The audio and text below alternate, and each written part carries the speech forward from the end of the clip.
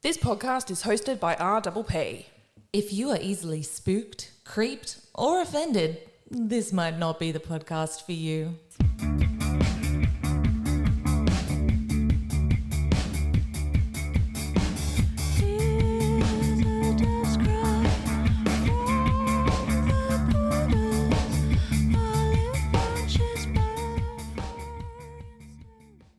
Hey guys, welcome back to I Think My Fridge is Haunted. Just a really quick video going through some of your comments regarding the Erin Patterson mushroom case. So Discord 37 says, thank you for the updates on this wild case. Thank you so much. Excel spreadsheet said, this is very compelling. You should be a detective. Thank you also. I'm not sure I'd be great as a detective, but it's would be a dream of mine. Shelley said, when she's driving her kid to flying lessons, does she actually ever inquire about the health of the people who she cares so deeply about? I can't recall hearing if she did. Now, she says that he told her that Don and Gail were on fluids in hospital 2 days after the lunch. But I also saw it. I'm not sure what this screen grab is from. I think it's from ABC, where he actually said in his testimony, it intrigued me that she never actually asked. Defense lawyer Colin Mandy asked Mr. Patterson if he'd explained to her how ill his parents were, and Simon said, quote, we didn't have that conversation, I don't think, at any time. It kind of strikes me that Simon begins to keep his distance from Erin after she goes herself to hospital and takes the children to hospital. It seems to me that that is when a distance starts to appear between them. Louis says, quote, she's a Fruit Loop. Camille says, even if you are terrified of hospitals, as a parent, if you think there's the slightest chance your kids have been poisoned, you are pushing people out of the way to get them checked. Zero hesitation. I would agree with that, and I said it in my last video. I would be taking the kids there before the doctors asked. Why are the doctors asking her to bring her in, to bring the children in? Why isn't she taking them there actively? It didn't make sense to me. You know, unless she's like one of those crunchy mums, which is like, natural remedies at home or something. I don't know, but she doesn't strike me as one of those, though. Now, my dear friend Lana, who you may remember from this very podcast, says, why was Erin talking about her son's birth? What does that have to do with anything? Now, this week when she first took the stand for her testimony on Monday afternoon, she talked about her son's birth and how it was quite traumatic. She said, quote, it went for a very long time and they tried to get him out with forceps and he wouldn't come out.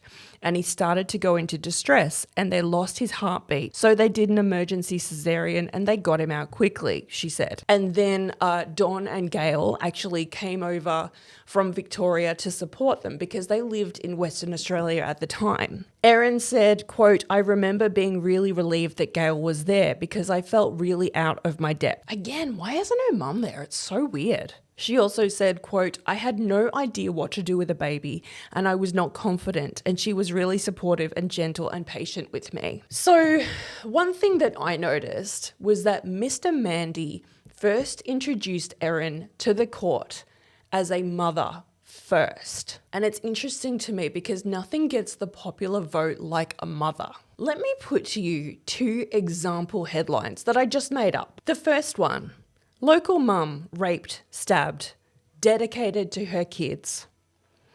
Headline 2, body of sex worker found overnight was sexually assaulted.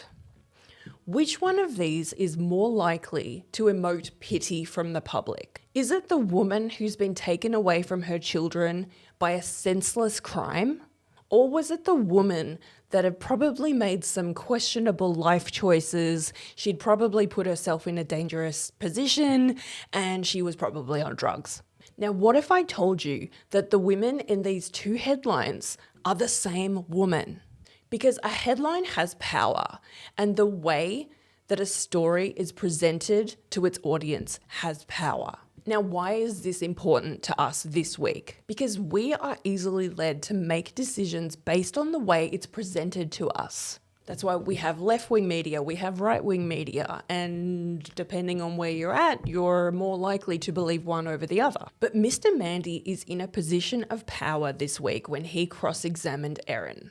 If you were on the jury inside that courtroom, you have a very up-close and personal experience with the accused. She's in the same room as you, and she looks so normal. Furthermore, after you've listened to all these testimonies, you've listened to the text messages, you've heard about all the swapped SIM cards, you've heard about all the lies. At the end of the day, though, the truth is that you are responsible for this woman's future. And by default, the futures of her children too. Can you, as a jury member, live with that guilt? And will you always wonder if you made the right call? In court, Erin's defense barrister is able to create the perfect environment for doubt. That's an environment that we, as observers, can't really put ourselves in. Therefore, it's hard to understand. Mr. Mandy is appealing to the jury's humanity and to the fundamental belief that a mother is a carer and a nurturer, which the vast majority of the time is the truth. Our societal bias tells us that a woman, let alone a mother, couldn't possibly carry out such a heinous crime as murder. And that's the belief that Mr. Mandy is trying to perpetuate. Erin Patterson cooked a fabulous lunch for her husband's family. She brought the family together to feed them and to look after them. She even confided to them that she was facing some pretty serious health issues. And then they died. And she continued to tell lie after lie after lie. But still, somehow, Mr. Mandy has the upper hand. All he has to do is plant doubt in the minds of the jury, because it will only take 1 or 2 jury members to hold up this case. And if that happens, we could be headed for a hung jury. And right now, that's all the defense needs. Tell us your thoughts in the comments, and we'll be back soon. Till next time, be creepy, but don't be a creep.